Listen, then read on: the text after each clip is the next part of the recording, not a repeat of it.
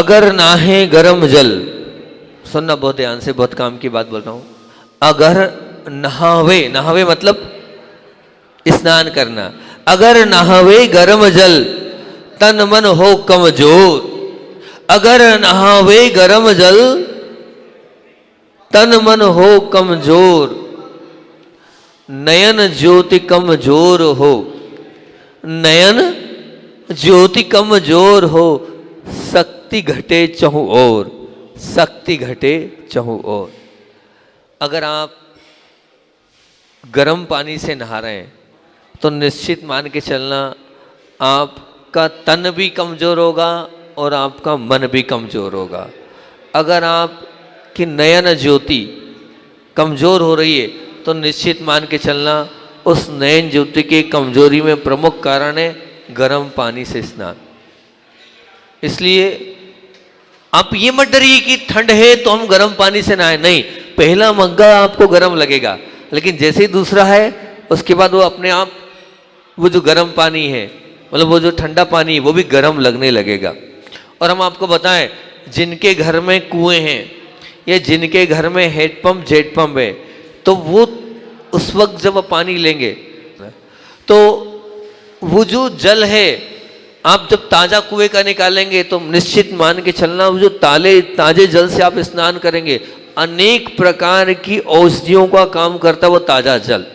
जब आप jet pump, अगर नहीं है कुआं आपके पास, हेड पंप है या जेट पंप है, तो आप ताज़ा ऐसी व्यवस्था करें कि ताजे से नहाएं। तो आप ताजे से नहाएंगे तो निश्चित मान के चलना आप तरोताज़ा हो जाएंगे। और आप अगर मान लीजिए ताजे से नहीं नहा पा रहे हैं तो ठीक है, लेकिन ठंडे से नहाएं, गर्म पानी से कभी भी नहीं नहाएं। गर्म पानी से नहाने के माध्यम से निश्चित शरीर में अनेक प्रकार की वात व्याधियाँ होती है, आंखें कमज़ोर हो जाती है और आपकी शक्ति घट जाती है।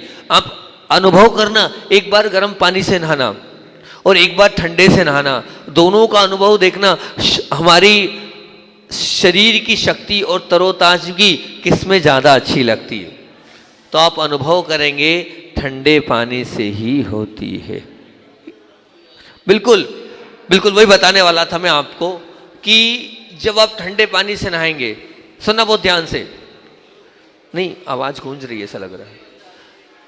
जब आप ठंडे पानी से नहाए तो एक प्रैक्टिकली आपको बात बता रहा हूँ, जो चीज़ जो क्रिया होनी चाहिए, जो व्यक्ति ठंडे पानी से नहाता है वो कभी भी उसको बुखार नहीं आएगा, उसको कभी भी मलेरिया से पीड़ित नहीं होगा, कभी भी डेंगू नहीं होगा उसको।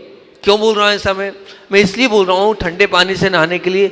जैसे ही ठंडे पानी आएगी उस ठंडे पानी की सिहरन से ही पूरे एक एक उसमें कांटे उड़ जाएंगे। आप करके देखना, पहला मग्गा डालना, पूरे शरीर में कांटे उड़ जाएंगे और ऐसे कांटे उड़ जाएंगे, उन कांटों के माध्यम से शरीर के रोमकूप खुल जाते हैं और शरीर के रोमकूप में वो जल अंदर पहुंचता है और उस रोमकूप के माध्यम से आप मान के चलना जितने भी टॉक्सिन से बाहर होते हैं। प्रैक्टिकली बता रहा हूं मैं आपको, आप देखना, पहला मग्गा जैसे डालोगे पूरे के पूरे कांटे उठ जाना, क्या बोलते हो आप उसको, कांटे उठ जाना बोलते हो, है ना। मतलब चमड़ी आपकी फुल सी जाएगी। वो फुलना नहीं है, वो बाहर निकलते हैं पूरे टॉक्सिन्स, तो आप उसे डरे नहीं, वो निकलना चाहिए, शरीर के लाभकारी है। हमें मलेरिया क्यों आता है, हमें बुखार क्यों आता है? बुखार आचार्य जी बोलते थे इसलिए आता है क्योंकि आप बुखार उतरता किससे, मैं आपसे पूछता हूँ, बुखार उतरने के लिए क्या होता है? पसीना आना। पसीना आना मतलब पूरे रोमकूप खुलना। अब जब भी बुखार उतरेगा तो रोमकूप खुलेंगे, पसीना आएगा तो बुखार जो है वो हमारा चला जाएगा। तो उस एक मग्गा 4 मग्गे के माध्यम से पूरे रोम छिद्र खुल जाते हैं और शुद्ध ऑक्सीजन उस वक्त शरीर का प्रत्येक ऑर्गन्स लेता है। प्रत्येक ऑर्गन्स एक एक रोमकूप शरीर की शुद्ध ऑक्सीजन को ग्रहण करते हैं और वो शुद्ध ऑक्सीजन जब शरीर में पहुंचती है उसी के माध्यम से आप स्वस्थ हो जाते हैं। तो निश्चित मान के चलना, जो मैंने 9 बोली है बहुत काम की बोली है, आप गर्म पानी से बिल्कुल नहीं नहाएं। गर्म पानी से नहाना सेहत के लिए हानिकारक है। वो आपको तरोताजा, आप डर रहे हैं लेकिन डरे नहीं, आप बिल्कुल नहीं आपके यहाँ कुआं, नहीं आपके यहाँ हेडपम्प, नहीं आपके यहाँ जेट पंप, तो कोई बात नहीं, अब उससे भी नहाएं तो आप इतना कर सकते हो, वो अलग से पानी रख लें। लेकिन आजकल टंकी खोली और वो वाला मामला है, तो वो वाले मामले से भी नहीं डरें, बिल्कुल नहीं डरें। लेकिन आप खाएं नहाएं तो कैसे नहाएं? वैसे मुझे नहाने का समर्थन नहीं करना चाहिए, लेकिन क्या करूं, स्वास्थ्य श्रृंखला चल रही है और स्वास्थ्य श्रृंखला में अब आप लोग स्वस्थ रहें, इसलिए मुझे बताना पड़ रहा है। हम तो नहाते नहीं, आप बोलो महाराज आप तो नहाते नहीं हो, लेकिन नहाने की बात कर रहे हो। लेकिन नहीं, नहाने का तरीका तो उपदेश तो दे सकता हूँ मैं, उसमें कोई बाधा नहीं है कि भैया इस प्रकार से आप अगर आप नहाएंगे। अब आप प्रैक्टिकली नियम लें कि महाराज जी इस ठंडरे नहीं, सर्दी हो जाएगी, कफ जमा हो जाएगा, खांसी हो जाएगी, बिल्कुल नहीं डरे, बिल्कुल। और जिनको लगता है सर्दी खांसी कफ वाला मामला है, वो ताजे पानी से करें, कुछ नहीं होने वाला है, हम आशीर्वाद दे रहे हैं। पर निडर होके ठंडे पानी से आप स्नान करें, सचमुच में आपकी शक्ति भी बढ़ेगी, साथ साथ में आंखों की ज्योति मजबूत और बढ़ेगी। और आप गर्म पानी से नहाएंगे, आपकी आंखों की ज्योति दिन पर दिन समाप्त होती चले जाएगी। ये आपके बीच में मैंने बात रखिएगी, तो ये बहुत ध्यान से रखना। अगर नहाए गर्म जल, तन मन हो कमजोर, नैन ज्योति कमजोर हो, शक्ति घटे चहु और। इसको ध्यान रखना। और अपनी वो बात बहुत सुंदर सी चल रही थी कि क्या खाना, और ये जो कल एक माँ ने मुझसे बात बोल दी थी, उस बात का मैं समर्थन, माँ ने बीच में प्रश्न पूछ लिया था हमारी अध्यक्षा महोदय ने कि दही खाएंगे और दही इस समय बोल दिया और जीरे का मना कर दिया, तो कैसे काम चलेगा। तो ये जो मैंने उपचार बताया था, आपने मेरी उपचार की, मैंने कल सोचा, तो फिर उसके बाद ये जो उपचार मैंने बताया था, क्या बताया था, अभी जो बता रहा हूँ वो उपचार कैसे बता रहा हूँ मैं। अति सेवन कर लिया, दही का अति सेवन कर लिया और उससे कोई विकृति आ गई शरीर में, दही अति सेवन कर रहे हो आप और उससे विकृति आ गई। जैसे मैंने बोला मैं मक्का ही मक्का खाऊंगा तो आप घी दो, तो अति सेवन और एक ही चीज का सेवन ज्यादा मात्रा में कर रहे हो, उसके इलाज के लिए फिर आपको ये करना चाहिए, उसके साथ ये खाना चाहिए। तो अब अति मत खाओ अभी हाल 1 महीना, जिस दिन जब जीरे को मना किया तब अति मत खाओ, सामान्य से खा सकते हो, ये उसका है। तो ये जो चल रही है, अभी हमारी टॉपिक चल रही है, आप किसी चीज का आपने अति सेवन कर लिया है और उसके माध्यम से विकृति शरीर में आ गई है, उसका ट्रीटमेंट मैं आपको बता रहा हूँ कि दही के साथ फिर आपको क्या करना है। तो बोले जीरा लेना है, लेकिन अभी नहीं लेना है जीरा, ये तो निश्चित है। अभी जीरे का क्या है, अगन में जीरा बिल्कुल भी नहीं लेना है। ठीक, कल मैंने जौ तक बात बता दी थी, गेहूं की बात बता दी थी, नहीं बताई थी, बताई थी। गेहूं के साथ क्या लेना है, सबसे उत्कृष्ट अन्न है। और बस यही है कि थोड़ा स्वाद ठीक नहीं होता, उसकी रोटी अच्छे से बन नहीं पाती है, इसलिए आप लोग नहीं लेते हैं। लेकिन देसी अनाज है जो, और इतना शीतल है वो, और इतना तपती कारक है वो, और इतना बल कारक है वो, तो आप जौ को ज्यादा से ज्यादा लें। लेकिन कफ कारक है वो, कफ प्रकृति वाले उसको कैसे लें, तो उसमें कैसे लेना है, उसमें लेना है आपको हल्दी डालकर लेना है। जो जब भी ले उसमें हल्दी की मात्रा लें, जो जब भी ले तो उसमें सरसों का पाउडर करके थोड़ा डाल दें। सरसों आती है ना, सरसों, उस सरसों का थोड़ा सा, और अगर हो तो हल्का सा तेल भी आप दे सकते हैं। तो जब भी जो लें, कफकारक होता है तो हल्दी और सरसों आप उसमें प्रयोग कर सकते हैं, और थोड़ा सा उसमें जीरा भी आप प्रयोग कर सकते हैं। पर ध्यान रखना, जीरा कैसे प्रयोग करना है, जीरा सेक कर प्रयोग करना है। कच्चा जीरा ठंडा और सिका जीरा गर्मी करता है। तो इसमें आपको जीरे को डालना कैसे, सेक के डालना है, ताकि क्या है उसकी ठंडक खत्म हो। तो जीरा सेक के डालना है, सरसों के बीज डालना है, ध्यान रखना, और क्या डालना है, हल्दी डालना है। इससे जो वो जो है उसका जो कफपना है वो समाप्त हो जाएगा। देखो ये संयोग आप अगर समझ लोगे तो आपको आवश्यकता नहीं रहेगी औषधि की। क्या बताया संयोग मैंने, जो लेना है बहुत अच्छे से लेना है। क्या डालना है, कफ को नाश, कफ कारक होता है वो, तो हल्दी हल्की सी डालना है, सरसों के बीज डालना है, जीरा सेक के डालना है ना। तो ये जौ के बाद क्या है, जौ के बाद आपसे बोल रहा हूँ गेहूं हर घर में बनता है।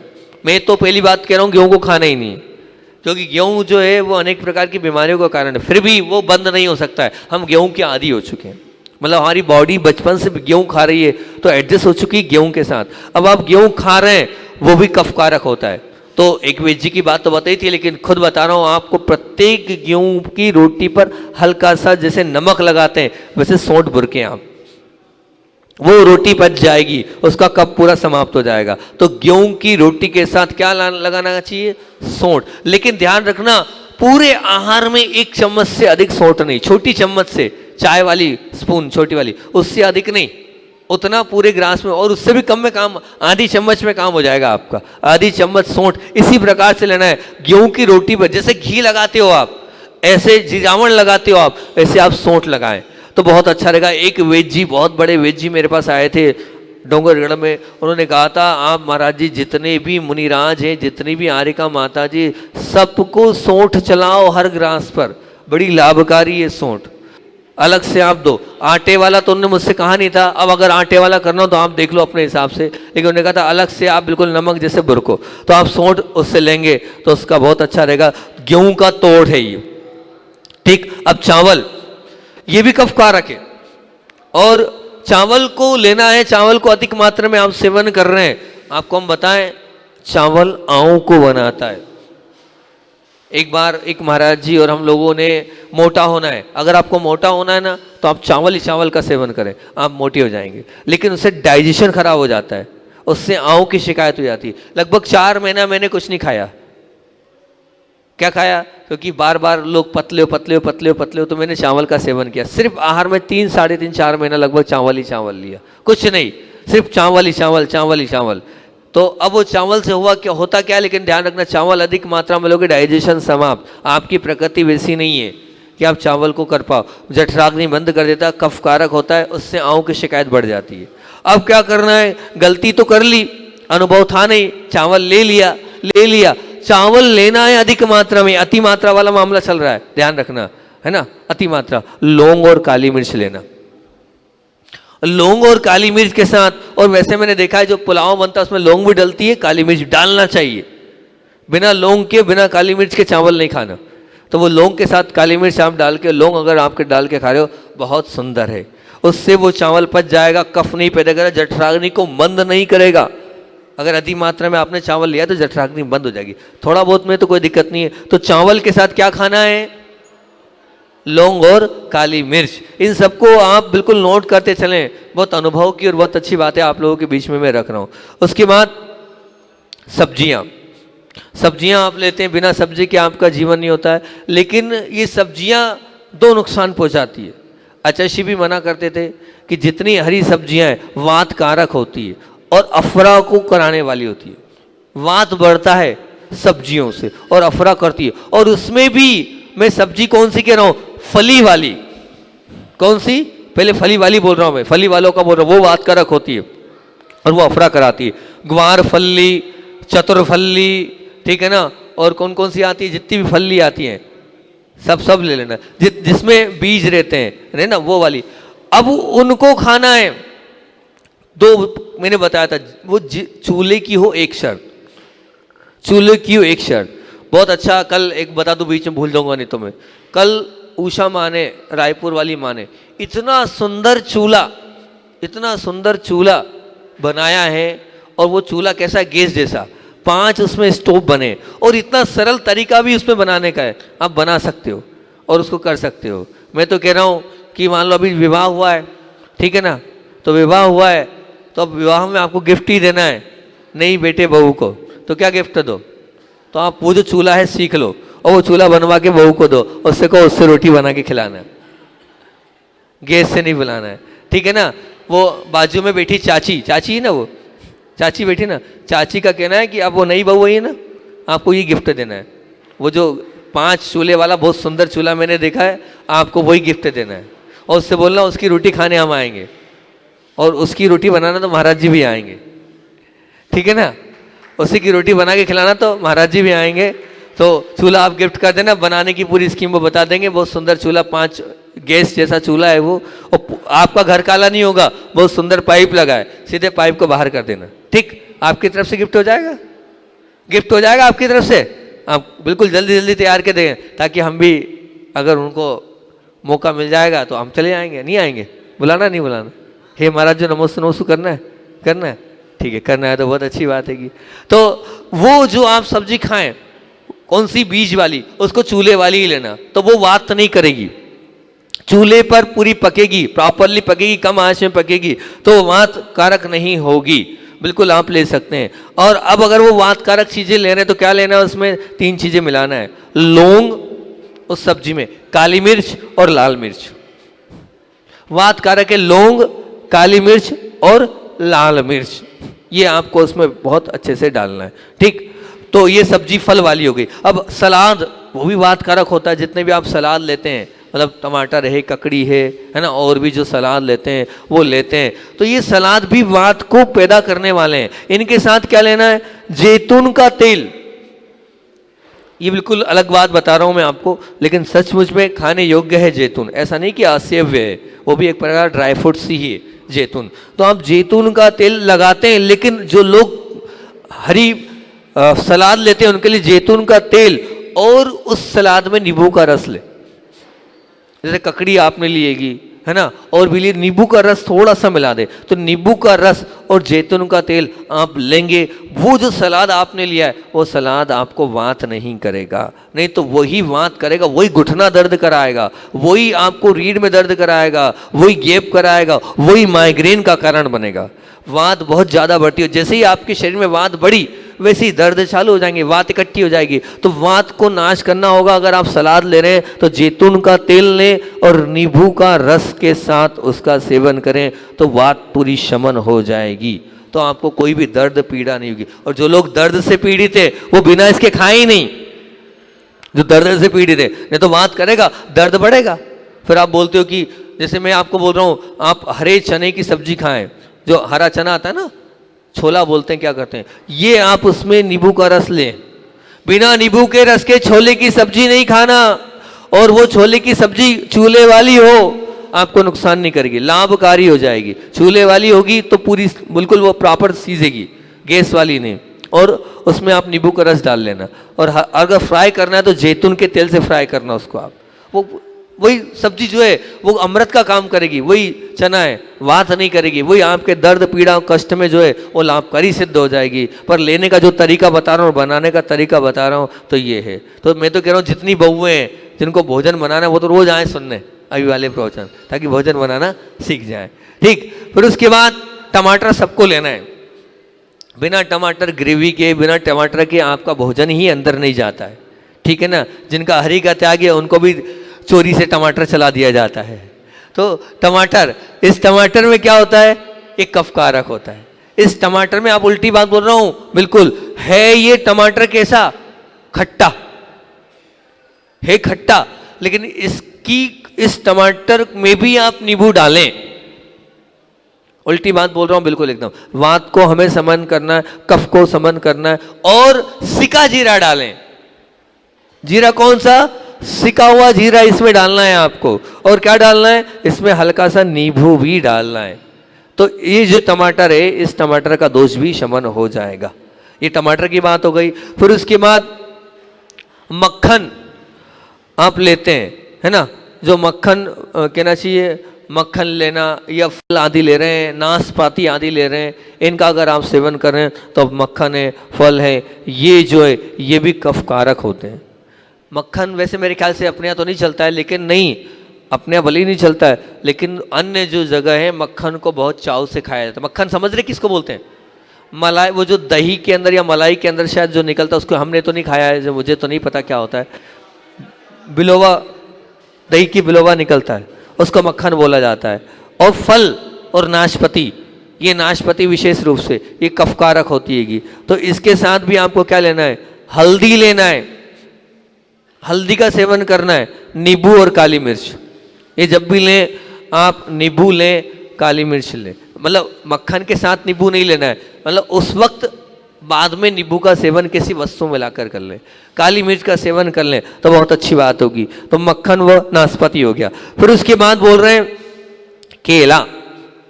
केले के लिए कल मैंने बताया था पुष्टिकार की, मतलब क्या सेवन करना है, घी, तो बलवर्धक है। केला लेंगे तो बलकारी है। और नई युवा पीढ़ी है उनको तो केला देना चाहिए और घी के साथ देना चाहिए। मतलब जो लोग, जिनके शरीर बनाने की जिनकी अपेक्षा है, जिनको लगता है कि हमें बॉडी को बहुत अच्छे से बनाना है, उन नई युवा पीढ़ी के लिए तो आपको केला और घी देना ही चाहिए। अब अधिक मात्रा में केला दे रहे हैं तो कफकारक होता है, उसको पचाने के लिए तो पहले बता ही दिया था, वो कौन सी है, इलायची।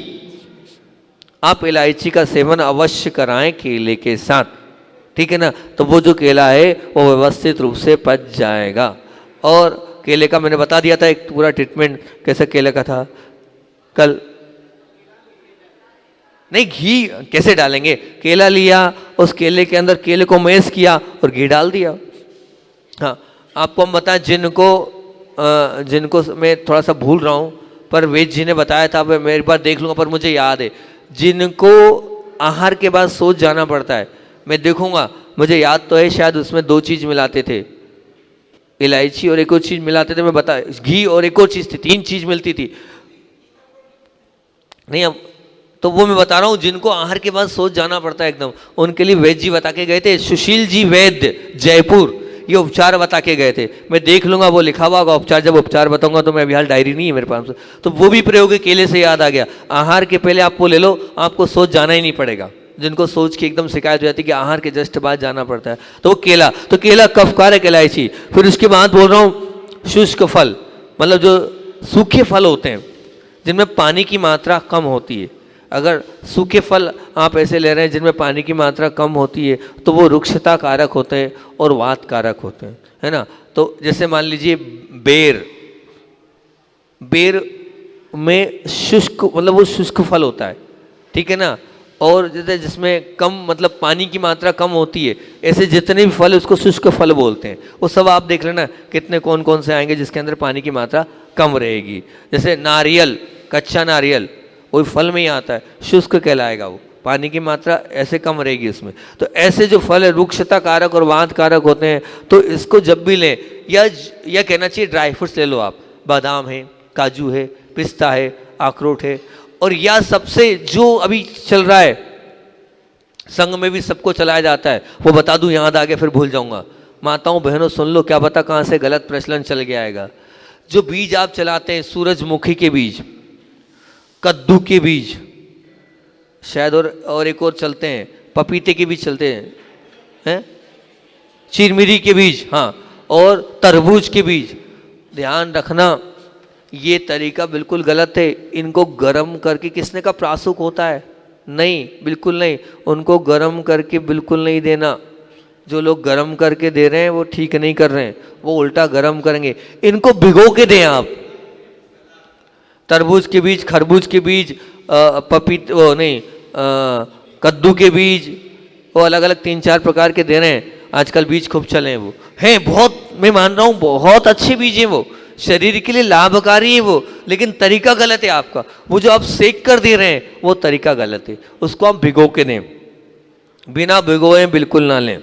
4 घंटे 6 घंटे आप भिगो दें। एक महाराज जी ने वही ले ली थी, स्थिति खराब हो गई थी इंदौर में, उन्हें अचाशी की मानसिकता खराब कर दी थी, नाम नहीं ले रहा हूँ। फिर मैंने उनको बाहर बुला के समझा, भैया गुरुदेव के सामने कोई शब्द बोलो तो ऐसा बोला करो, आपने लिया मैंने वही लिया, बड़ी मुश्किल से तो हमने तैयार किया उनको, और बीज चला रहे थे, डॉक्टर ने बोला, और अब आपको तरीका तो मालूम नहीं है और आपने ज़्यादा ले लिया, नुकसान कर दिया। अचाशी नहीं, बहुत नुकसान होता है उससे, हमने लिया, परेशानी हो गई, तरीका मालूम नहीं है, कितनी मात्रा में लेना है मालूम नहीं है, अब अचाशी की मानसिकता बन गई, अगले दिन आहार में नहीं लिए।